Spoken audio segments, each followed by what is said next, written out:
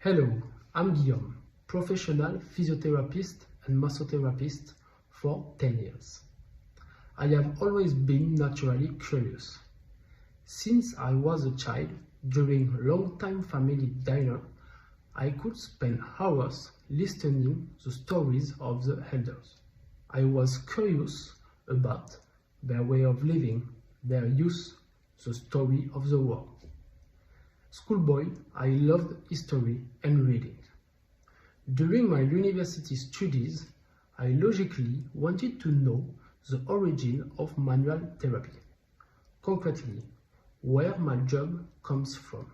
From discovery to discovery, I became passionate about people who spend their lives practicing and promoting manual therapy. They were often doctors, always passionate, and sometimes against the current of their profession. The primary goal on this YouTube channel is to share a little of my passion of forgotten manual therapies with curious and enthusiastic people. I will end this presentation with a sentences of Albert Einstein.